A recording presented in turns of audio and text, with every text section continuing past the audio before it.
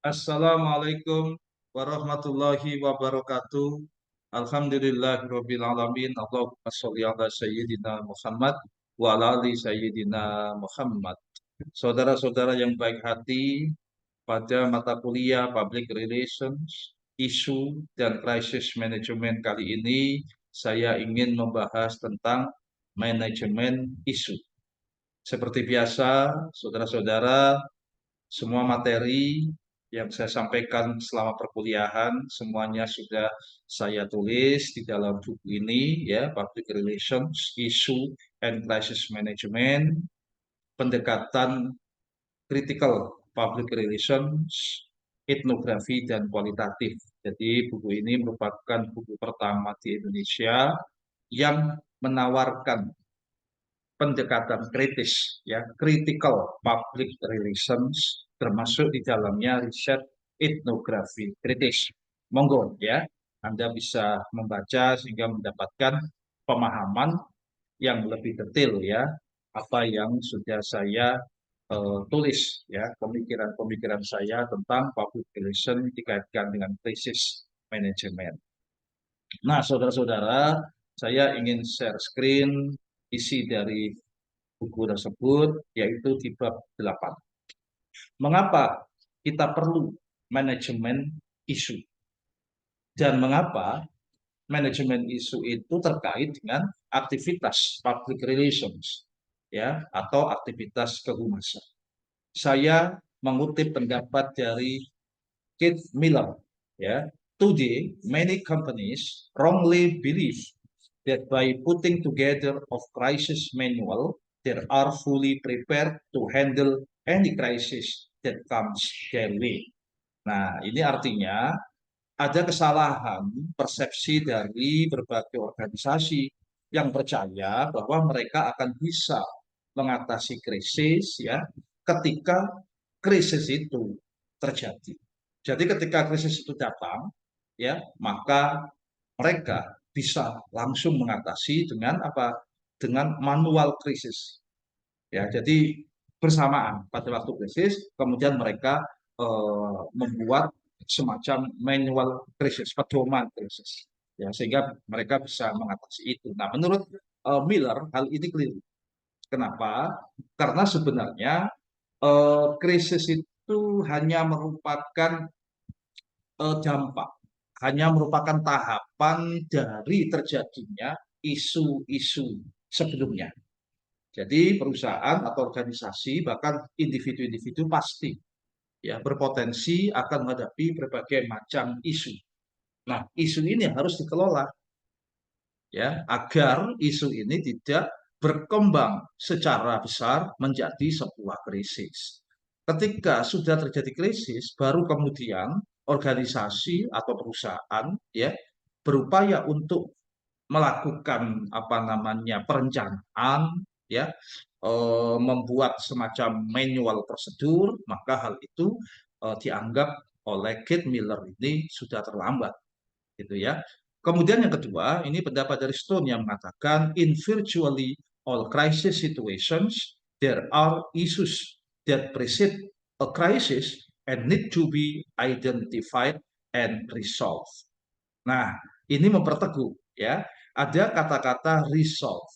Resolve ini ya bisa diartikan bahwa isu itu tidak mungkin bisa diberikan solusi. Jadi bedanya resolve dengan solve. Kalau solve atau solusi berarti ada satu masalah, kemudian masalah ini bisa diatasi dengan satu solusi. Seperti kita bermain TTS, ya, 4 mendatar. Nah, berarti hanya satu kata itu yang cocok. Tapi kalau isu itu resolve, isu itu tidak pernah bisa diatasi. Ya, sekali lagi isu itu tidak akan pernah bisa diatasi secara tuntas. Ya, isu itu selalu muncul, ya, selalu muncul. Kalau toh ada sebuah isu yang dianggap bisa diatasi, sebenarnya itu bukan berarti isu itu telah hilang, ya, tetapi isu itu tidur, ya, dalam tanda kutip tidur. Ini yang dalam tahapan isu disebut tahapan dorman. Dorman itu ya guyonannya itu mati segan hidup tak mau gitu ya. Jadi seakan-akan hilang. Padahal sebenarnya dia tidak hilang ya. Dia tiarap gitu ya. Apa namanya tidak terdengar ya. Namun biasanya akan muncul kembali ya. Salah satunya jika harapan publik ya tidak terpenuhi secara luas ya sehingga kemudian muncul menjadi isu.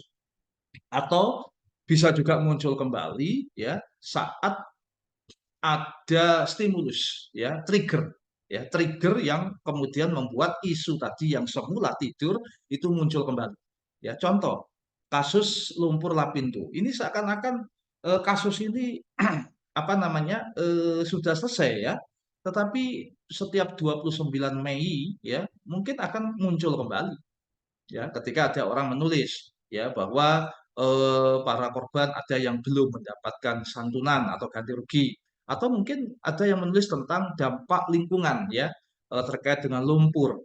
Nah, kalau itu terjadi maka public apa knowledge ya, pengetahuan publik itu kembali muncul ya, kembali disenggol ya sehingga kemudian isu yang semula dorman, mati suri akhirnya menjadi potensial ya muncul kembali.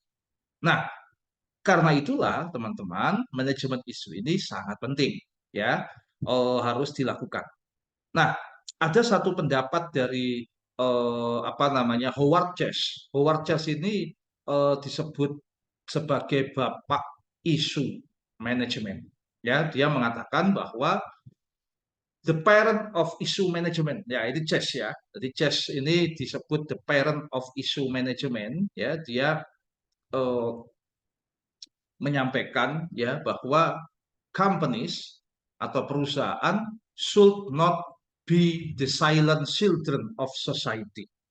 Jadi perusahaan itu jangan bersifat pasif, jangan hanya menerima ketika ada sebuah isu muncul, bahkan ada isu yang menyerang perusahaan itu, ya. Tetapi apa perusahaan itu harus secara aktif juga merespon. Karena itulah maka Howard Chase mengatakan the companies should not be the silent children of society. Ini kan bagaikan seorang anak kecil ya. Anak kecil itu misalnya dimarahi oleh orang. Padahal dalam hatinya saya nggak salah.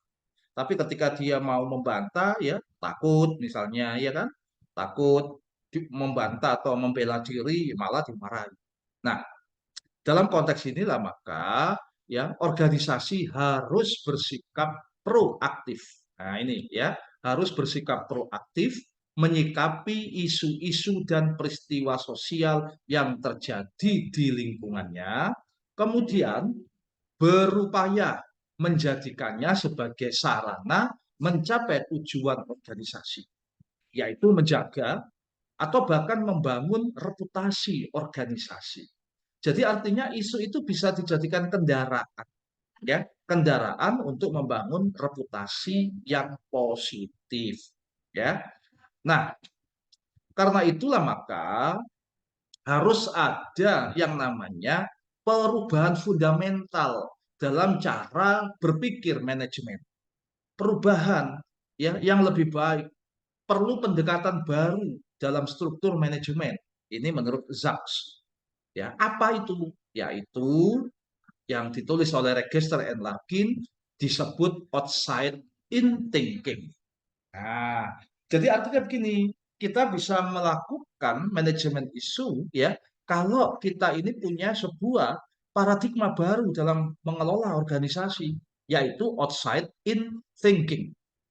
Ya, dan pada akhirnya, jika kita melaksanakan manajemen isu secara baik, maka policy kita juga berdasarkan informasi-informasi yang kita himpun dari luar organisasi.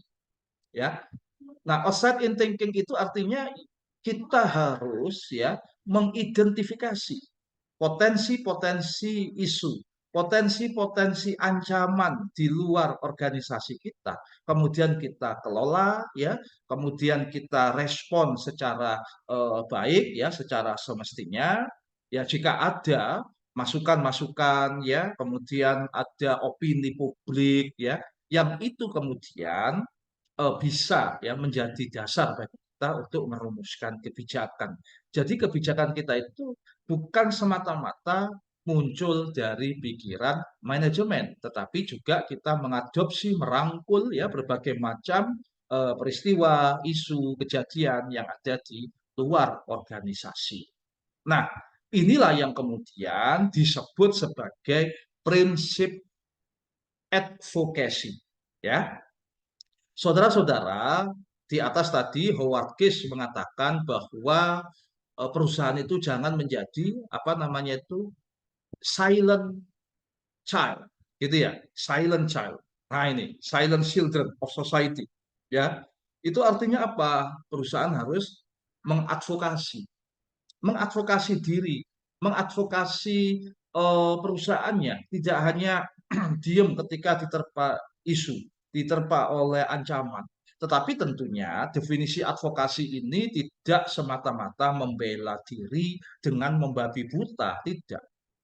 Advokasi di sini ya lebih kepada upaya kita merespon isu ya dengan prinsip kemaslahatan bersama. Kemaslahatan bersama itu artinya baik organisasi maupun publik ya itu mendapatkan keuntungan yang maslahat. Tidak hanya ya profit ya itu hanya dirasakan oleh perusahaan tetapi juga ya publik itu mestinya juga merasakan ya kemaslahatan tersebut. Nah, ini yang disebut dengan advocacy. Nah, saudara-saudara, pendapat dari Chase mengatakan advocacy itu adalah an innovative breakthrough management design and practice. Ya, is intended to bring order, logic, control, effective, and economy into the twin major responsibilities of corporate management. Ya, yaitu apa? Profit and public policy. Nah, ini yang tadi saya sampaikan, ya, bahwa perusahaan itu harus merespon, harus membela, ya, membela diri yang tujuannya untuk kemaslahatan perusahaan dan juga publik secara luas. Jadi dapat dimaknai bahwa organisasi mesti menyelaraskan kepentingannya mencari profit dengan kepentingan publik yang diwakili publik dalam aktivitas sehari-hari. Nah, kepentingan publik ini dapat terwujud dalam sebuah kebijakan publik. Ya, sebagai contoh, ini ada Undang-Undang Nomor 40 Tahun 2007, ya, monggo dibaca. Ya, undang-undang ini tentang perseroan terbatas. Isinya mewajibkan perusahaan untuk mempunyai program corporate social responsibility. Nah, seperti yang saya sampaikan di bab 7, publik sekarang ini bersifat kritis. Dan dalam memilih produk tidak hanya memandang produknya, tetapi juga mereka memandang bagaimana tanggung jawab organisasi pada lingkungannya.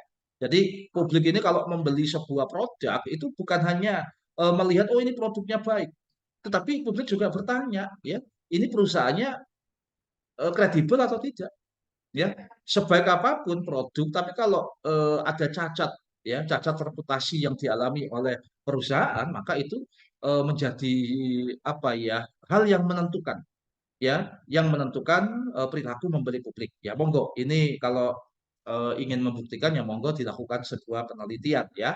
Ini sudah terbukti di Amerika Serikat ya bahwa publik Amerika itu ketika mereka memutuskan membeli sebuah merek produk itu tidak hanya berdasarkan kualitas dari produk yang ditawarkan saja ya, tetapi juga bagaimana mereka menilai ya tanggung jawab, etika ya dari perusahaan ketika mereka perusahaan itu ketika bersaing berkompetisi di marketing ya. Nah, mengacu pada prinsip adaptasi, seleksi dan penyesuaian, sebenarnya manajemen isu adalah kegiatan yang secara otomatis melekat pada fungsi public relation ya. Jadi di dalam undang-undang tersebut ya itu sudah diatur tentang corporate social responsibility. Ya, maka itu merupakan salah satu cara bagi organisasi ya menghadapi isu-isu yang terkait misalnya isu lingkungan hidup. Maka dengan CSR ya mereka bisa membuat program-program CSR yang memiliki kemaslahatan bersama antara organisasi dengan publik terutama ya terkait dengan isu-isu lingkungan hidup. Nah, tetapi harus diakui bahwa masih banyak praktisi yang belum menyadari sebagai sesuatu yang penting. PR di lembaga pendidikan Indonesia misalnya ya masih banyak yang melakukan hal-hal teknis ya seperti membuat majalah, menyambut tamu atau menyiapkan naskah pidato pimpinan. Nah, saudara-saudara, saya berpendapat ya bahwa melalui isu manajemen secara baik ya PR itu tidak hanya menjalankan hal-hal teknis tetapi juga menjalankan prinsip-prinsip manajerial, yaitu mengidentifikasi kepentingan publik, mengidentifikasi harapan-harapan publik, ya. Sehingga apa? Tadi sudah saya sampaikan, ya, bahwa outside in thinking, ya, menjadikan informasi dari luar organisasi sebagai bahan baku di dalam pengambilan keputusan. Ini yang juga berkorelasi dengan pendapat dari beberapa pakar yang lain ya seperti Ivy Lee maupun James Greenig bahwa the public ya must be deemed ya itu jangan dilakukan lagi. Ini dulu, the public must be deemed ini dulu. Maka harus diubah menjadi the public must be informed. Nah, ini ya, the public must be informed yang kemudian terkorelasi dengan win-win solution melalui model simetris yang oleh Chase dikenalkan prinsip advokasi yang tadi saya sampaikan. Itu ya. Jadi itu prinsip dasar. Mengapa kok perlu kita melakukan manajemen isu? Nah, ini definisi dari Howard Chase tentang manajemen isu. Apa itu? Manajemen isu diartikan the capacity to understand, to mobilize, to coordinate, and direct all strategies and policy planning functions and all public affairs or public relation skills toward achievement of one objective. Apa itu one objektifnya? Yaitu meaningful participation in creation of public policy that affects personal and institutional destiny. Nah, jadi bisa ya dipahami ya, ini kembali seperti yang tadi saya sampaikan bahwa isu manajemen itu ya tujuan akhirnya itu menghasilkan ya atau mengumpulkan bahan mentah yang kemudian diproses untuk bisa menghasilkan kemaslahatan bersama ya kemaslahatan bersama. Kenapa ini terus dilakukan? Karena memang isu itu adalah masalah yang belum terselesaikan, yang siap untuk diambil keputusan. Itu selalu muncul isu, ya. Karena apa? Karena isu itu adalah diskrepansi, ya, kesenjangan antara aktivitas organisasi dan harapan-harapan publik. Dan ini bersifat dinamis, ya. Karena bersifat dinamis itulah maka selalu muncul dan PR harus siap untuk melakukan manajemen isu, untuk mendapatkan masukan-masukan yang betul-betul sesuai dengan kondisi yang ada. Nah, karena itulah ya meaningful participation melalui manajemen isu itu juga organisasi itu mengajak publik itu aktif menyampaikan saran, masukan ya, gagasannya untuk menjadi bahan baku mengambil eh, kebijakan yang dilakukan oleh organisasi ya. Nah, saudara-saudara, organisasi di dalam melakukan manajemen isu ya itu melakukan secara sistematis, ya, dengan menggunakan segala sumber daya yang ada di organisasi, ya. Jadi tadi definisi yang pertama itu sama dengan definisi Harrison, bahwa manajemen isu adalah the mobilization of an organization resources in a planned and disciplined program, ya, of action, ya, to achieve agreed outcomes intended to positively influence the development of a defined issue. Nah, ini ya. Jadi segala sumber daya organisasi itu betul-betul harus menjadi satu kesatuan, ya, untuk mendukung upaya manajemen isu itu, ya. Nah, ini saya memberikan contoh, ya, kebijakan publik yang terjadi beberapa waktu yang lalu. Kebijakan publik seperti kenaikan harga BBM, ya, impor bahan mentah atau pencabutan bea masuk. Ini semua berpotensi memunculkan isu yang terkait aktivitas organisasi. Kenaikan BBM akan memunculkan gap atau isu kesejahteraan karyawan jika gaji tidak naik dan harga barang naik, ya kan? Organisasi perlu berdialog dengan karyawan secara terbuka tentang dampak kebijakan pada operasional organisasi sehingga dapat dinegosiasikan win-win solution, ya, antara lain, ya, dialog tentang kenaikan gaji, kapan waktunya, besaran kenaikannya, ya, tidak naik tetapi diganti bonus atau tunjangan misalnya, kan gitu toh. Itu perlu dilakukan dialog. Nah, ketika Presiden Jokowi mengeluarkan kebijakan publik menurunkan harga BBM, ya, menurunkan kembali harga BBM, ternyata tidak secara otomatis diikuti penurunan tiket atau ongkos atau tarif bus dan angkot. Jadi BBM-nya naik, semua ikut naik, ya kan? Ya kan? Ada efek domino. Tapi ketika BBM kembali diturunkan, ternyata harga-harga yang naik itu males turun, gitu kan? Nah, hal ini juga memunculkan isu ketidakadilan atau isu kesewenangan terhadap hak konsumen dan tentunya menjadi cibiran publik. Saat kenaikan harga BBM, Organda, organisasi angkutan jalan, ya, seringkali protes dan berdemonstrasi. Misalnya para sopir mogok untuk diberikan penyesuaian tarif. Tetapi saat harga BBM turun, mereka tidak secara cepat menurunkan tarif dengan berbagai alasan, ya, seperti tingginya biaya operasional atau tingginya suku cadang. Nah, ini. Nah, itu semuanya perlu, ya. Perlu ada meaningful participation, ya, dialog. Enaknya bagaimana? Itu yang perlu dilakukan oleh uh, organisasi. Nah, saudara-saudara, kalau begitu apa sih manajemen isu itu?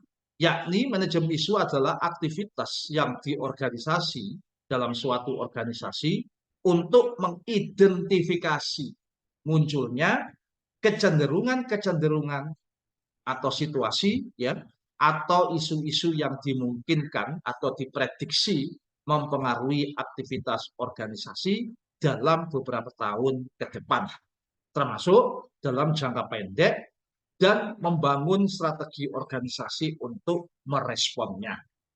Pada masa lalu, banyak organisasi yang terlambat di dalam mengidentifikasi dan merespon isu. Bahkan kebanyakan responnya lebih bersifat reaktif, ya. Ketika terjadi baru merespon, ya, bukan preventif, ya, bukan proaktif.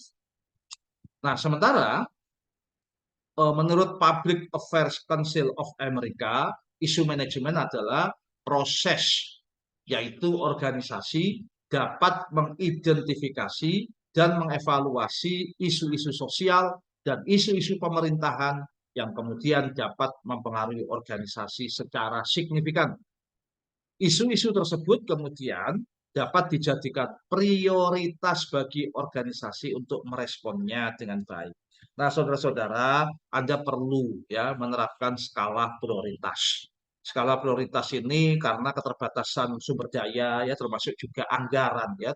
Tentu tidak semua isu, ya, Anda bersama isu yang Anda hadapi bersama-sama kemudian diatasi, direspon ya, Anda harus mempertimbangkan skala prioritas. Nanti bagaimana mekanismenya ya akan saya sampaikan.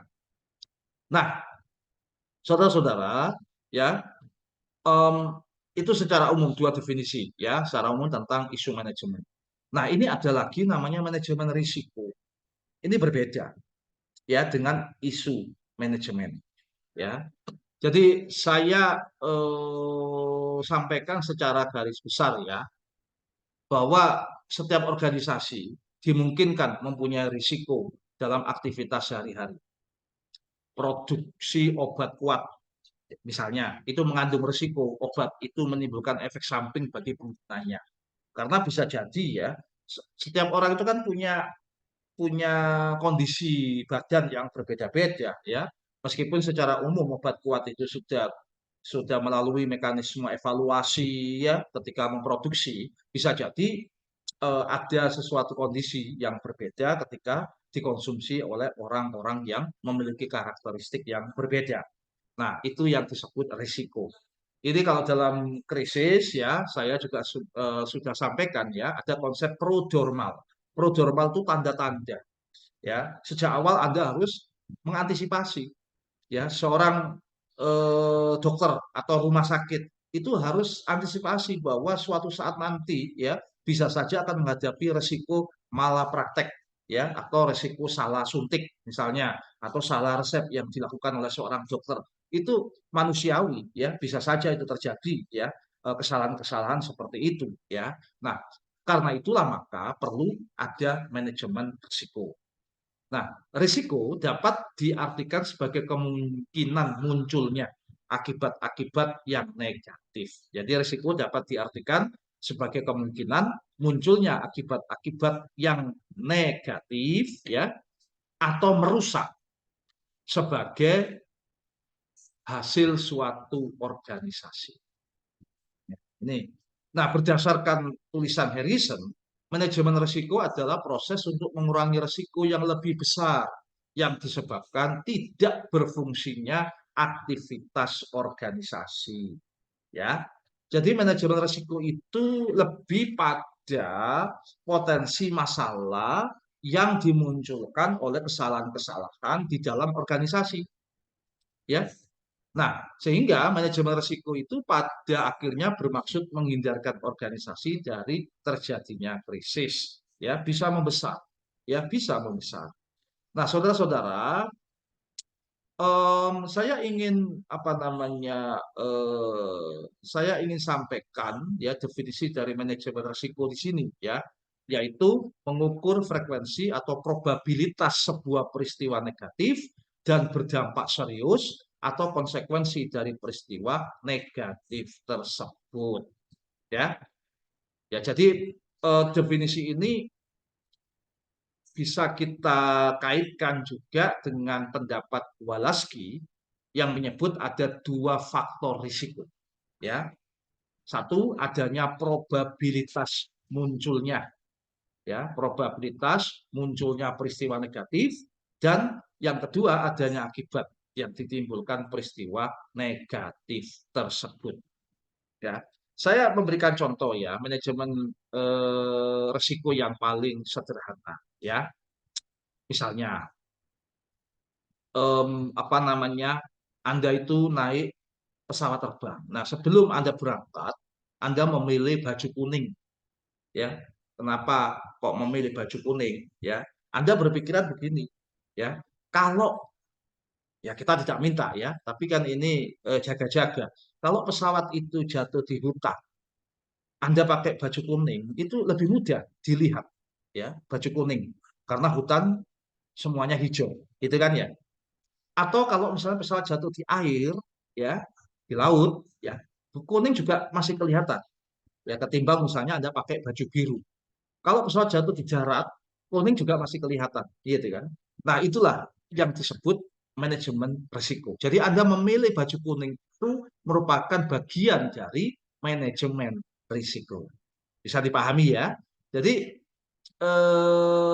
manajemen risiko itu ya termasuk ini ya manajemen risiko termasuk komunikasi risiko, dilakukan untuk mengantisipasi peristiwa yang kemungkinan mengandung hasil negatif di masa datang, sedangkan manajemen krisis, termasuk di dalamnya komunikasi krisis, dilakukan untuk mengatasi peristiwa negatif yang sedang, nah, sekali lagi, yang sedang menimpa organisasi. Gitu ya. Jadi perbedaan itu. Jika manajemen risiko berhasil, kemungkinan munculnya krisis bisa dicegah. Jika manajemen krisis berhasil, organisasi dimungkinkan mendapatkan reputasi yang baik. Ya, bisa dipahami ya, manajemen risiko. Nah, sekarang saya ingin menyampaikan ya pembahasan tentang manfaat manajemen isu. Nah, ini ya, manfaat manajemen isu. Manfaat manajemen isu, saudara-saudara, ini satu manfaatnya apa? Menyeleksi isu. Ya, menyeleksi isu. Ya. Jadi, saudara-saudara, Anda ya dengan melakukan manajemen isu ya secara selektif ya menganalisis isu secara cermat juga. Proses ini akan menentukan apakah ada potensi masalah, apakah suatu masalah berpotensi menjadi isu, apakah suatu risiko yang sudah diperkirakan berpotensi menjadi sebuah isu. Nah, ini semuanya Anda akan mendapatkan informasi. Ya, termasuk juga dengan menyeleksi isu itu Anda terbantu. Kenapa? Karena isu dapat berupa isu jangka pendek, 1 tahun ke depan, atau jangka panjang, lebih dari 1 tahun. Ya, Anda akan terbantu untuk menyiapkan, gitu kan? Nah, proses seleksi isu ini membatasi jumlah isu yang menjadi prioritas, seperti yang tadi saya sampaikan, yaitu memilih isu yang paling berpengaruh pada organisasi. Nah, ini Anda bisa baca di bukunya Saito ya, yang membatasi mungkin 5 isu gitu ya. Mungkin 5 isu, 10 isu ya menjadi skala prioritas. Nah, gitu ya. Jadi tidak semuanya. Kenapa? Karena Anda sangat keterbatasan di dalam sumber daya. Hasil identifikasi ini ada 2, yaitu isu yang berpotensi berdampak negatif bagi citra dan reputasi organisasi, dan isu yang tidak berpotensi berdampak negatif tetapi berpotensi dapat digunakan untuk membangun citra dan reputasi jangka panjang. Nah, ini ada 2 jenis isu ya. Saudara-saudara, saya memberikan contoh. Isu lingkungan hidup ya, isu lingkungan hidup. Misalnya ya, itu dapat menjadi isu yang berpotensi negatif bagi perusahaan pengeboran minyak. Tetapi perusahaan yang sama dapat menggunakan isu tingginya biaya pendidikan untuk membuat program peduli masyarakat sehingga dapat meningkatkan citra positif. Nah, jadi ada isu yang menguntungkan dan ada isu yang berpotensi merugikan. Ya, contoh yang berikutnya, isu harga BBM. Ya, isu harga BBM ini, saudara-saudara, bisa dimungkinkan ya penerimaan angkutan bus naik karena tiket ikut naik. Tetapi di sisi yang lain pengeluaran juga bisa naik ya kan karena harga solar, suku cadang naik. Nah, hasil identifikasi isu ini menjadi dasar untuk menghasilkan manfaat yang lain. Apa manfaat yang lain? Ini yang kedua, menentukan strategi merespon isu sebelum isu berkembang menjadi krisis yang mempunyai dampak besar bagi organisasi. Ya, jadi Anda harus seleksi ya atau selektif ya isu-isu mana yang jadi skala prioritas ya tetap isu yang punya potensi berkembang besar, yaitu yang perlu direspon. Gitu. Nah, saudara-saudara, strategi merespon isu ini termasuk merespon kritikan-kritikan dari pihak luar organisasi, ya, bukan sekedar memberikan informasi. Ya, seperti yang saya tulis sebelumnya, pendekatan manajemen isu ini bergerak dari information base, ya. Information base itu kita sekedar memberi informasi menuju ke advocacy position, mempertahankan posisi dengan menjawab kritikan. Karena organisasi bukan the silent children of society. Tetapi ingat, prinsip advokasi ini adalah win-win solution. Ya, karena itu ada yang disebut advocacy advertising ya. Nah, silakan ini bisa dilakukan penelitian, yaitu iklan yang berisi pesan-pesan pembelaan atas kritik-kritik, tetapi tetap didukung fakta, ya, didukung oleh fakta. Nah, saudara-saudara, um, the best way to manage crisis is to understand and manage issues. Nah, ini ya. Jadi tadi langkah pertama seleksi isu, kemudian mana isu yang paling berpotensi besar kita respon ya dengan advokasi yang win-win solution ya. Nah, sehingga beberapa kemungkinan atau faktor-faktor yang memicu ketidakpuasan publik mesti ditangani ya, ditangani sedini mungkin dengan cara mengidentifikasi penyebab ketidakpuasan dan memberikan perhatian penuh pada isu tersebut sebelum berkembang luas menjadi perhatian publik. Makanya Timson mengatakan the best way to manage crisis is to understand and manage issue. Yang ketiga, mencari peluang untuk reposisi organisasi dan produk. Ini manfaat ya, manajemen isu. Mencari peluang untuk reposisi organisasi. Ya, misalnya apa? Misalnya isu-isu kesehatan dan pendidikan murah adalah isu yang potensial eksis terus ya muncul.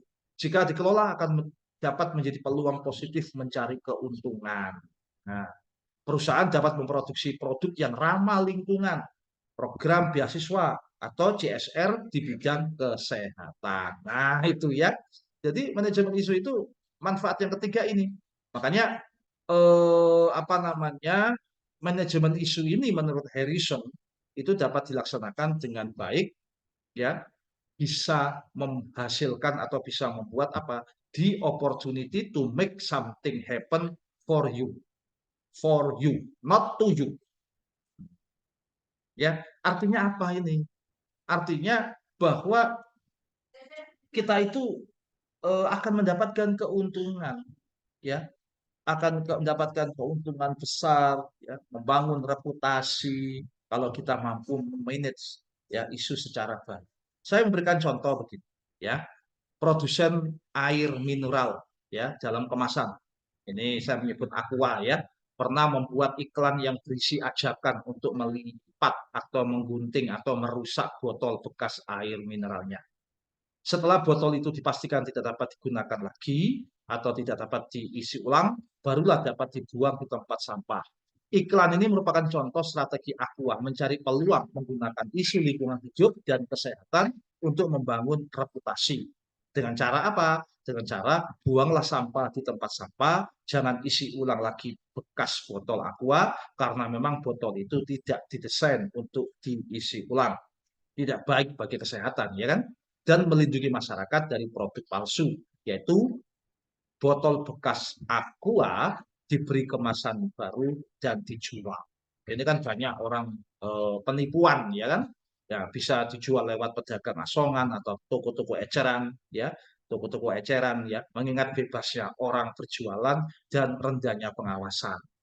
Nah, sekarang muncul produk air mineral dalam kemasan gelas berukuran kecil, ya, di bawah 250 mili. Hal ini adalah strategi menggunakan isu lingkungan, yaitu dengan mencegah pemborosan air. Seringkali konsumen tidak meminum habis air mineral kemasan gelas 250 mili saat bertamu atau hajatan. Gelas plastik bekas pun masih banyak yang berisi air dan terbuang percuma. Nah, itu ya, isu-isu lingkungan yang bisa dikelola ya oleh perusahaan. Ya, itu saya kira materi saya ya kali ini saya kira sudah cukup ya.